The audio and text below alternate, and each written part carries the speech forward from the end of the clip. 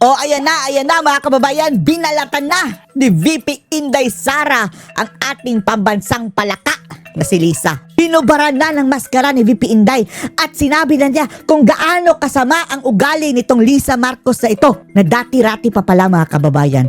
Tinatrash talk na si VP Sara.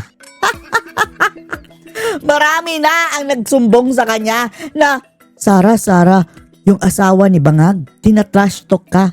Sabi ni VP Sara, hayaan mo lang yan. Pero ngayon, ang ating Vice Presidente ay lumalaban. Umandak kang Lisa Marcos ka. Panoorin niyo po ha. Ako ang problema ng Makabayan, ng administrasyon ni BBM, ng asawa ni BBM. Ng asawa ni BBM. Napapansin mga kababayan, paepal, wala namang mandato. Ni BBM mismo, ng anak ni BBM. Yan yung sinasabi ng taong bayan ngayon, diba? Bakit tayo nakatutok sa paghabol kay Inday Sara? Ito ang listahan ng problema ng bayan. Ang daming problema. Tapos, si Sara ang ginagawa nilang problema mga kababayan. Samantalang ang mga bangag naman at lalong-lalo na yung asawa niyang Julaka ang isa sa gumagawa ng problema sa ating bansa. Hindi po ba nakabag si BBM nung bumulong na I'll take care of you, narinig nung asawa? Selos! Ang palaka is... Diba? Kasi sumunod na. Iba inaway na siya. Tuturuan na siya kung paano magsinungaling. Eto na. Tuturuan ka namin. Magkabukingan na. Hindi ko alam kung anong ituturo at sino si namin. Sino sila. Hindi ko naintindihan yun na part. Pero naintindihan ko yung mag-ingat ka. Kasi Ayun, pag sinabihan ka ng tao na mag-ingat ka, Sinabihan hindi pala yung, siya, no? Parang ingat, bye-bye, ingat, hindi ganun. siya yung eto mga kababayan, siya ang tinret mga kababayan. Mag-ingat ka. Parang ganyan ha. Ingat ka. Parang warning. Ingat ka. So pag sinabing ganun, ibig sabihin, may alam siya. May alam. Ba't hindi mo pinaulit sa kanya yung hindi mo naintindihan? Ay, hindi ba? Pag may sinabi sa'yo, hindi mo naintindihan, ano yun? Hindi mo ba? Alam na, O naiintindihan. Hindi ko siya ginanon. Hindi ko siya, ano yun? Hindi. Nakikinig lang ako sa bulong niya. Kung makikita niyo yan sa footage. Parang, mag-ingat ka. Nakikinig lang ako sa bulong niya. Hindi ko nga alam bakit nagbubulong eh. May timeline nga yun eh. Yung una, di ba, take care? Tapos, na-outside ako lang po siya. Kaya sila nag-meeting ni ma'am sa, kumain sa Davao. Tapos doon na siya, mag-ingat ka. Tuturuan kami. Mag-ingat siya sa asawa. Ano pa yung ibang mga instances na Mag-ingat sa binubulungan asawa. kanya na hindi mo naiintindihan? Si Bangag pala ang nagsabi mag-ingat ka. Dahil, saan mag-ingat kay Admiral? Yung kung maalala nyo, nagpa-interview yung asawa niya Kay sa Tunying. isang media person. Tanong lang natin ito, Tunying ha. Deny it, Tunying. Hindi ka namin pinagbibintangan. Dahil maraming nababasa natin sa komento mga kababayan na yung sinasabi ng 18 Marines na nabigyan nila ng maleta ay posibleng isa ka doon daw sa mga choices. So, deny it para maklaro, Tunying. Sa 18 Marines mga kababayan, mayroong sa affidavit, 6 na maleta. Puno, tumanggap ang mga kababayan. Isang media personality. Ewan na natin kung sino. Interview. Doon, tinreten niya ako, diba? She crossed the line. Bad shot siya sa akin. I don't like her. Bad Bad shot siya. Ano pa yung sinabi niya? Isang tawag lang yan sa Romania. Parang may ganun parang ganyan, mga Romanian, mga kababayan na siya. Yung mga niya. Tapos ako, parang diba? Yun ang nag-threat ng assassin, mga kababayan. Ang daming mga special assassin ang Romania ako noon, sabi ko, bakit ito siya nakikialam sa trabaho? Trabaho ko. Palaka Ito pa yung before ako nag-resign ha. Salipusa. Tapos nagkita kami ni BBM noon. Graduation ng PNPA sa Cavite. Yun yung mga kababayang may humingi ng relos kay BBM tapos sabi niya, why would I give it to you? Bangag. Ito na naman siya. Bumulong na naman siya nang hindi mo maintindihan. Tapos, binulungan si Sara. nakuha ko, narinig ko, galit eh. Yun lang yung na-pick up. Ah. Ito na yung pangatlong bulong. Binulungan na naman siya ni Ito Bangag. na yung pangatlong bulong. Kasi 2024 na ito. 2024 ito, April or May. Hindi nyo ba naisip na pinagpaplanuhan kayo ng asawa? Parang galit na galit sa inyo yung asawa? Nilang lahat. Alam ko naman na galit yung asawa sa akin eh. Kasi alam niya. noong hindi pa niya ako kilala, nag-miss-send yan sa akin. Ih, asawa niya. nakakahiya. Hindi kami magkakilala ha. Isang beses, birthday ni BBM, September si BBM, di ba no? Siguro Isang mga beses. kababayan, bangag na bangag yun si Lisa siguro ng panahang yun na miss send. Matagal na ito, hindi kami magkaibigan, hindi kami magkakilala. Hindi naman Bigla kilala. lang message sa akin. Hindi naman kilalang palaka na yan. This is Lisa, and Bongbong's birthday is coming up on September. Ganyan, may I request a video from you? It would really cheer him up. Ganyan, sabi ko, naisip ko pa, okay, sige, BBM, Marcos. Babangag. Sige, nagpadala ako ng happy birthday message. September yon. Come mga January, siguro nandun na yung pangalan ko sa phone book. Mga January, siguro 2021. Kung tama ako ha, January 21. Nandun na siguro yung number ko. Siguro, madaling araw alas 2 ng madaling araw. Tapos, biglang feel na feel. Feel na feel. Tapos merong link siya na pinadala sa YouTube. So binasa ko. Sabi ko, alas 2 ng madaling araw, Lisa Marcos, feel na feel. Tapos may YouTube link. So sabi ko, nahack ba ito? O lasing ba ito? Tapos Bangag. naisip ko, baka lasing to kasi alas 2 ng madaling araw. Lasing. Diba? So, inopen ko. Pag open ko nung link, speech ko. Nagsispeech ako sa tapang at So feel na feel daw ni Sarah. Ang palaka. malasakit. Nung taon na nanalo si PRD, tapos binuo namin yung tapang at malasakit. Speech ko yun doon sa BGC. Feel na feel sa daw. Marquee Events Hall. Tapos hindi ko siya sinagot kasi alam kong miss-send siya. Diba? Kasi hindi naman tayo magkaibigan eh. Hindi tayo magkakilala. The who are Tapos you? sasabihin mo, feel na feel. feel. Ah. Tapos link, sabi ko, itong na ito, so hindi ko na pinansin. Hindi pinansin. Tapos, mga 1-2 days after, chinek ko yung kanyang message. Dinelete niya. Dalawa. So sabi ko, Ayun na nga. We send. ano ito? Wrong send mga kababayan. Ang palaka. Wala siguro sa tamang pag-iisip na. Bumabata. So, nakamisend. Oo. So, sabi ko Sabog. tama nga. So, skin-recap ko yun. Ganyan. Pinapakita ko yun sa mga kaibigan ko. Tingnan nyo, oh. Feel na feel May daw galit si sa Sarah. akin to. May galit Ganyan. So, alam ko na yun. Alam ko na yun na alam na ang krakas hindi niya ako gusto. Kahit nung kampanya man, lahat naman ng malapit sa circle nila, kasi unity may, diba? So, pag nagkukwento sa akin, sabi niya, uy, tina-trash talk ka nung asawa. Tina-trash talk mga kababayan. Noon pa lang tina-trash talk na si BP Inday ng palaka. Sabi ko, oo nga eh. Sabi ko, pero wala naman silang ikaka-insecure sa akin eh. Tumakbo na nga akong vice president eh. Tumutulong na nga Kaya ako sa nga, bayan, sa kanila. pasalamat ka na, Bangag. Grabe, no? Hindi, alam nyo, kaya siguro baka isipin ng iba dahil lang sa asawa. Tinatanong natin to Hindi, mga hudas talaga sila mga kababayan. para malaman natin kung sino yung nasa likod talaga adik ng nga daw impeachment. Dahil malay mo, baka kasama pati sa pagplano yung asawa at saka si Ay, Martin. dahil natural. Bida-bida nga yung asawa eh. sila magkamag-anak. Posible Tsaka kaya. nag-stem to. Malayo pa yung election, 2021. May mga ganitong instances na eh. So, talagang ginamit lang si VP, para sa akin parang ginamit lang talaga si VP Ginamit para lang. makaposisyon Manggagamit. sila. And then, eventually, yun talaga plano nila. Kasi sa mga timeline na sinasabi ni Madam, makikita mo talaga Tapos makikita mo kung sino yung mga inactivate nila para gawin ito. Hindi nila kayang gawin on their own eh.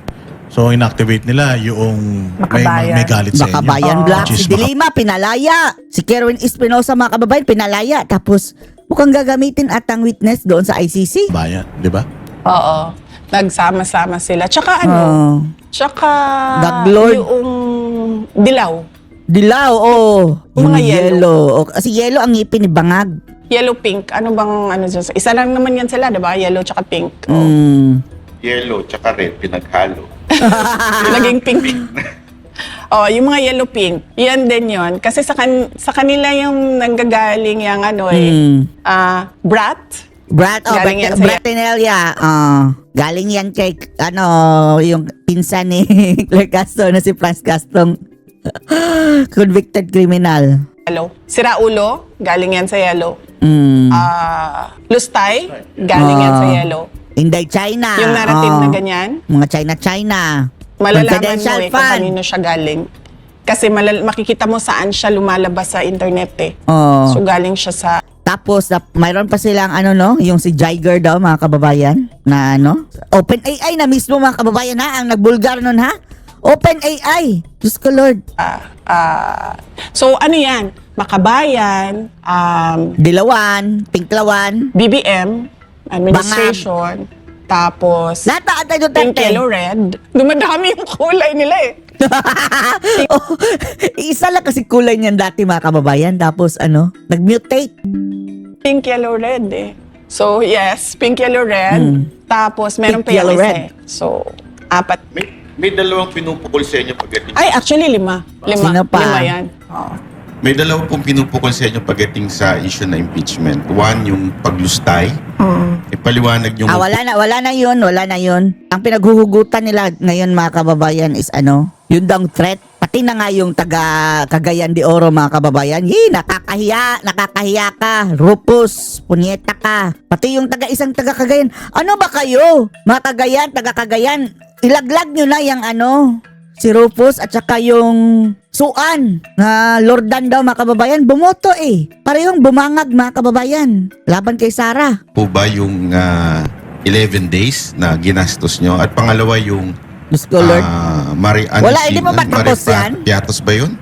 Mary Grace Piatos. Mary Grace Piatos. Yun yung dalawang paulit-ulit nilang inuulit na binabanggit. Ay, alam na natin ang sagot niyan, Banat Bay. Ano pong nasa likod nung 11 days?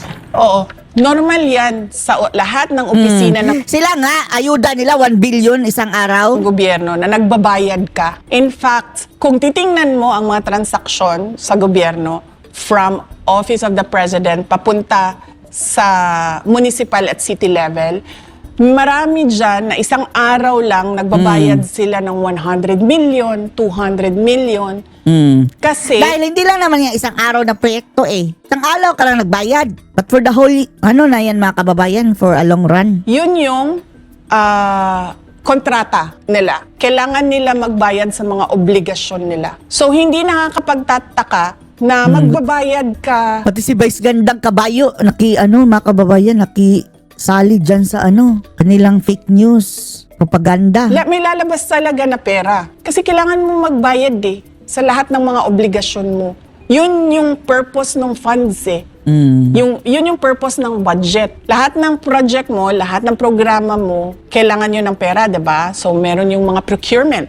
Tapos, pagkatapos nun, pag nabuo na yung lahat, tapos nandyan na yung budget mo, kailangan mo magbayad. So, lalabas talaga yung pera. Hindi nakakapagtataka na nagbabayad ang isang opisina ng gobyerno ng milyon-milyon sa isang araw. Kaya nga, mga kababayan, ang pera ng gobyerno dapat talaga yang gamitin, mga kababayan, para sa serbisyo. Talagang gawin mo ang trabaho mo. Huwag kayong maniwala. Kagaya ng mga panahon ng panot, mga kababayan, ang mga panot talaga mga buwisit. Nagyabang na sa panahon daw ni Pinoy Aquino, napakalaki ng na-save ng gobyerno. Bakit ka magsisave? Sinisave nyo yan para saan? Na dapat gamitin yan sa tao bayan. Ewan na natin saan napunta yung savings nila, mga kababayan. Hindi ginastos sa tao ang mga ungas. Pero hindi ho ba kayo napaisip na late na nila ni-release yung budget nyo nun? Kasi 11 days na lang bago mag-New Year. Hindi nyo naisip na baka patibong to? Meron nagsasabi na ganyan, na patibong ito. Pero ako good faith ako lagi sa trabaho eh.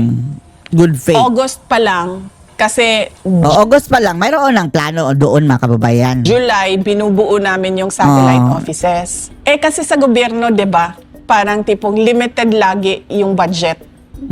Sa lahat ng opisina ng gobyerno, limited lagi yung budget. Lalong-lalo na sa amin, sa Office of the Vice President. Tapos yung trabaho namin, wide range yun. Pero tumutok kami sa good governance and poverty alleviation. Kasi yun talaga yung problema ng bayan natin. Alam mo, naghihirap na tayo noon, ilang years, siguro mga 10, 20 years. Tagal na. Hanggang ngayon, makikita mo sa economic indicators natin at yung position natin dito sa ASEAN region, makikita mo na nasa baba tayo in terms of economic performance. So ikaw, itatarget mo yung projects mo. Saan ba dito kailangan saan ba dito maraming mahihirap? Saan ba dito maraming nare-recruit sa insurgency? Saan dito ang merong reports ng terrorism? Oo. So ginamit nila yun mga kababayan for intelligence all over the Philippines ang ano ni VP Sara ha? Saan dito ang merong reports ng violent extremism? Saan dito ang illegal na Mas droga? Saan dito ang mga kailangan na scammer? Oo. Saan dito ang mga rapists? Saan dito ang may reports ng child abuse, trafficking? Hindi mo makukuha yan. Parang ano lang mga kababayan, like feasibility study o ganyan. Lahat yan kung hindi ka bibili ng impormasyon. Tapos hindi mo matatarget yan sa project mo, yung intervention mo ng gobyerno, kung hindi mo alam sino ang tutumbukin mo ng project mo. Kunwari, sa amin, meron kaming Magnegosyo Taday, livelihood assistance program, entrepreneurship program. Paano namin malalaman kung sino yung tuturuan namin ng entrepreneurship doon sa kadami-daming tao? Kagaya ng pamimigay nila ng ayuda mga kababayan, kahit sino-sino na lang, kahit mayayaman. Oh. Pati kanilang mga sarili, inayudahan. Isang lugar, kung hindi namin alam sino doon ang tinatarget ng pagtutulak ng illegal na droga. Kung sino doon ang tinatarget na i-recruit para maging NPA. So, kailangan namin yon, yung impormasyon na yon para, yan yun, ito yung sinusolve natin dyan. O dito, ito, terrorism, sige, lagyan nyo ng programa ng gobyerno dyan para hindi nadadala yung tao sa illegal. Ganun yun. Ganun dapat magtrabaho kapag kulang ang resources mo. Specific targets talaga dapat yan.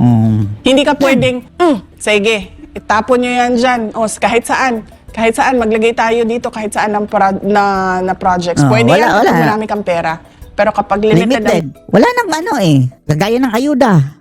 Tingnan nyo, may epekto ba? Wala. Budget mo, kailangan targeted yung beneficiaries mo. Yan din po ba yung pinaggamitan ng confidential funds? Ang confidential funds, marami kaming Yun na nga. pinaggamitan. Related siya lahat sa national security. Mga threats to education, threats to mga children, ang criminality, insurgency, violent extremism. Mga alam niyo NPA yung, Kaya galit na galit mga kababayan ng mga NPA dyan sa confidential fund dahil sa kanila ginamit eh. Ni Sara. sabog ng bomba. Oh. Mga ganon. Kaya pagdating ng panahon mga kababayan, talagang durog yung mga NPA na yan. Dahil sa kanilang ideolohiya, ganyan. Merong Wala na recruitment eh. sa ganyan. Hindi na yan ideology mga kababayan. Ano na yan? Terrorism. Mga terorista na yan sila.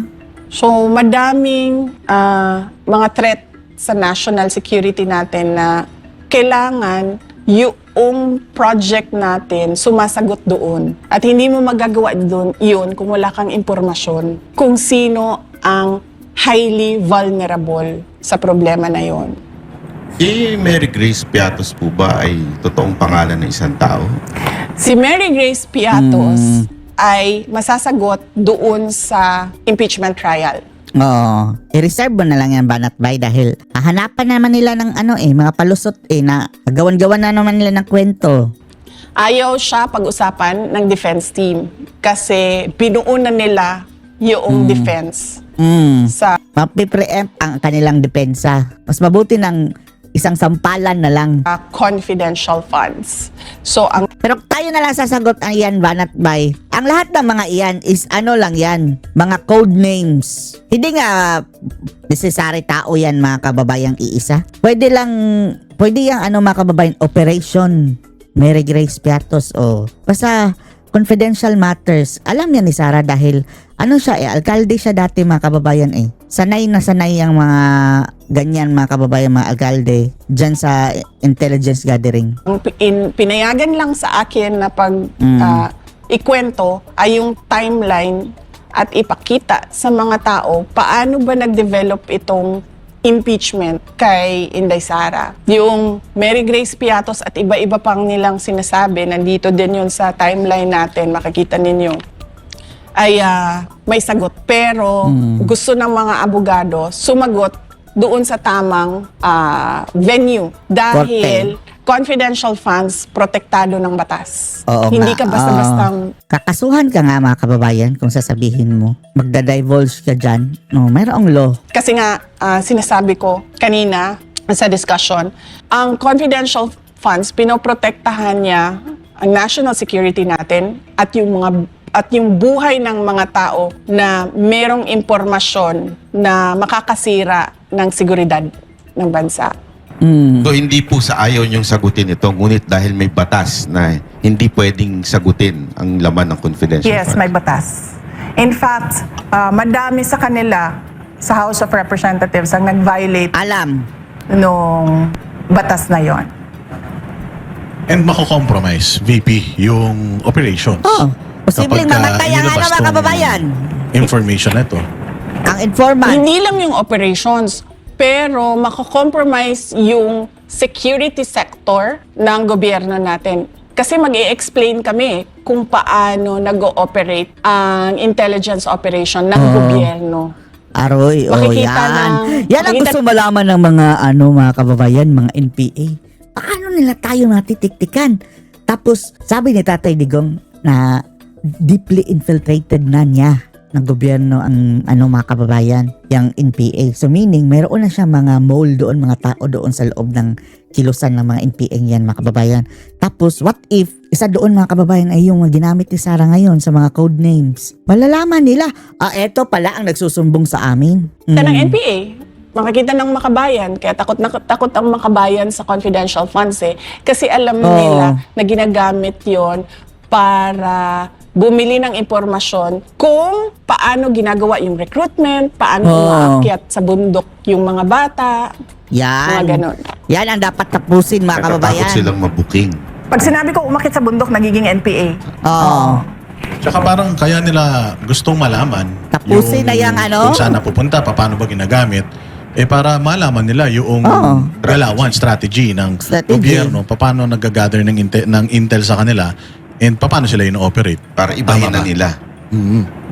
Oo. So delikado yun para dun sa mga taong National security. nagbibenta ng mga information. Kasi itong mga binibilan nyo ng information na to, nasa loob sila mismo ng organisasyon na yun. Oo, kasi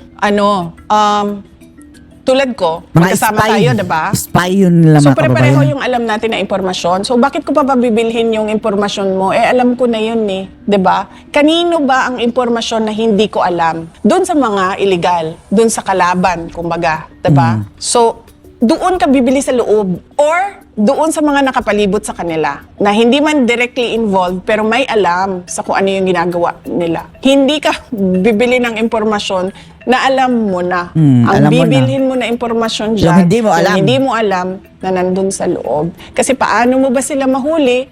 Paano mo ba matarget yung project mo kung hindi mo alam anong ginagawa noong kalaban? Yan na. Patikim lang yan mga kababayan kung paano gumamit ng intelligence fund. Si Bangag mga kababayan, ninakaw daw ang intelligence fund Ginamit sa pang-personal na bagay mga kababayan daw. Yan ang sabi nila ha. Dahil bakit hindi nalaman ni Bangag na mayroong kurakutan? Di ba? It took him for 3 years lampas mga kababayan para nalaman, nanangurakot pala sila sa flood control. So, nasaan ang confidential fund, di Bangag? Good Lord. The enemies of the state. Enemies of the state. Talagang kailangan talaga protektahan yung mga information na yan. Sobrang critical pala talaga. Oo, sabi ko nga, pag nagsimulang mag-explain, makikita ang galawan ng law enforcement agencies. Makikita yung galawan ma-expose. nila. Ayun, so VP, bumalik tayo dun sa timeline. Nasaan na tayo sa timeline? Oh, yes. So, August 27, 2024, dito na lumabas yung disallowance. After na ito na nag-resign ako, expected na ito. Kasi gugulong na yung impeachment, 'di ba? Tapos, September 1, 2024, merong member ng House of Representatives nagsabi na, uy, sinubukang isuppress or itago nung Office of the Vice President yung information sa confidential funds. Hindi namin sinusuppress. Nire-remind lang namin ang Commission on Audit na May batas. may batas dyan sa confidential funds. At hindi basta-bastang pinag-uusapan yan. Dahil buhay ng mga tao ang pinoprotektahan. Yun lang. Yan mga kababayan, mahirap ba yung intindihin? Ang nakakaalam lang yan mga kababayan is COA. And then, ngayon mga kababayan, mayroon bang sabit si Sara sa COA? Wala na. Ang sinabi namin.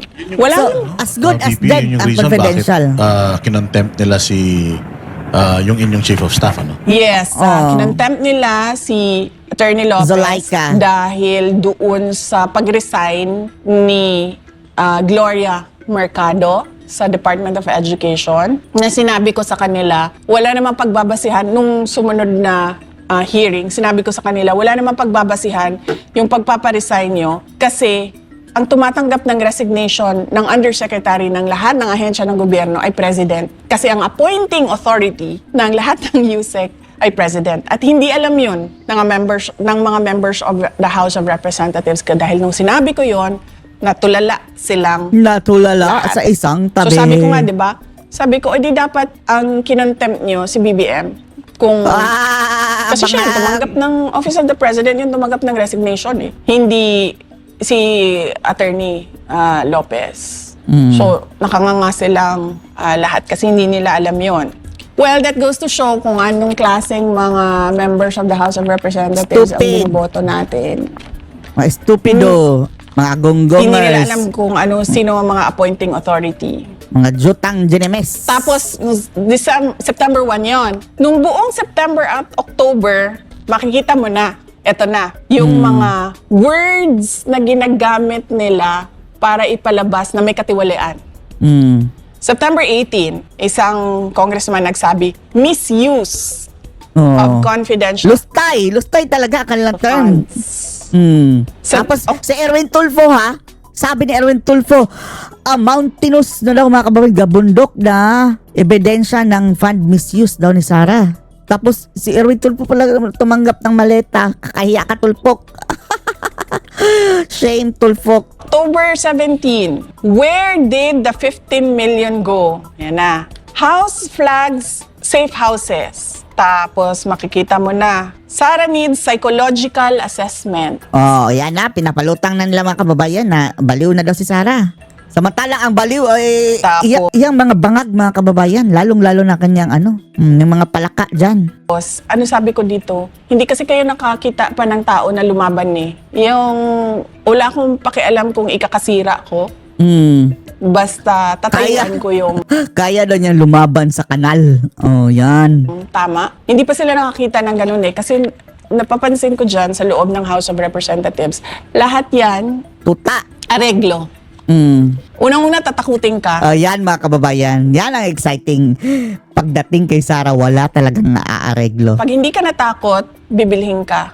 O, hindi. Unang-una, bibilhin ka muna. Pag hindi ka nabili, tatakutin ka. Pag hindi ka natakot, kakasuhan ka. Kakasuhan. Ganyan yung trabaho. Pero wala silang makuhang kaso kay Sara mga kababayan eh. Takot yan sa Congress mga kababayan dahil lahat sila mayroong mga kickback. Mayroon kasing mga ginawa rin kabalastugan. Kaya silensyo na lang mga kababayan. Or mga pangyayari between politicians. So makikita mo dito, October yan. September, October, gumagamit na sila ng words na malversation, breach of public trust. Ito galing ito sa isang congressman. Fabricated, galing sa isang congressman. Mary Grace Piatos, galing sa isang congressman na yan. Tapos salsal din ang media, no? Covering up, yan. Pati pusit, ginamit. Galing sa isang congressman na yan. Discrepancies, galing na yan sa isang congressman. Kung napapansin mo, lahat galing sa members ng House of Representatives na gumagawa ng in aid of legislation kuno. Na kung titingnan mo naman, in aid of legislation ito sa confidential funds, pero bakit Office of the Vice President lang? Bakit Ang maraming ang kurakutan is yung bangag. yung billion-billion na confidential funds ng Office of the President hindi tinitingnan? Yung AFP na confidential funds, yung DND, lahat ng merong confidential Lahat, funds. pati mayor. Bakit hindi pinapatawag? Bakit OVP lang? Kasi it's a fishing expedition for evidence na hindi nila makuha saan man. Kaya kailangan nila gamitin yung power noong Committee on Good Governance. So makikita mo, may mga words na sila, di ba? Nung pinatawag kayo doon, VP, sa Committee on Good Governance, yun yung hindi kayo sumumpa eh. Yung una. O, yan yung una, no? Hindi kayo sumumpa kasi nga resource person kayo. Oo. O, sabi ninyo na witness lang yung sumusumpa. So, nung nakita nyo na parang kayo lang yung inimbita ron, did you question yung good governance na bakit kami lang? Hindi ko na kinasyon dahil alam ko naman na tinarget na kami. Kasi doon sa opening statement ko, sinabi ko na doon na you are going after me because you do not have evidence of wrongdoing. Kaya binuksan niyo itong hearing na ito. Sinubukan nila doon sa Sumisilip budget sila ng hearing. mga kababayan ng pwede nilang gamitin na magamit. Wala eh. Wala talaga. Si Piatos lang mga kababayan na talaga sa pang confidential pa. Ngasyo nga. Tapos ngayon ang pinakamalakas na nilang mga kababayan pinanghahawakan sa impeachment, yun ang pagtitreat na daw. Oh, yun na. Hindi nag-stem mga kababayan sa original nila na script. Na hindi nila nakuha, 'di ba? Kasi unang-una sabi ko, wala naman kaming nire-request na confidential funds, so bakit kayo magtatanong about confidential funds? Pangalawa, hindi pwede pag-usapan ito dito. 'Di ba? Ayaw kong magkaroon ng kaso. At ayaw ko ibulgar kung paano gumalaw intelligence ang law operation. enforcement agencies at mga intelligence operations ng gobyerno. So, yun yung makikita nyo, September, October, November, dito na naglabasan. Malversation, breach of public trust, discrepancies. Ito na yung words leading to an impeachment. Kung makita nyo, biglang natigil yung kanilang House hearing, diba? Nakita nyo? Nung kinulong nila si Attorney Zulaika. Lopez, tapos na hospital si Attorney Lopez, tinawag nila si Gina Acosta. Nag-collapse, nag-unconscious si Gina Acosta. Pagkatapos nun, wala nang hearing. Tumiretso na sila doon sa paninira nila naman. Sabi ng PSA, ito walang mga birth records. Nakakatawa, Ganyan. Nakakatawa talaga. Yan na yung kanila. Hindi mga totoong tao ito. Ang mga media talaga mga kababayan. Palibhasa kasi wala silang alam sa kung ano yung trabaho ng gobyerno. Alam nila, pero talagang nang-uulol sila sa mga taong hindi yan alam. Kasi ang ginagawa lang nila dyan sa loob ng House of Representatives, manira ng pangalan.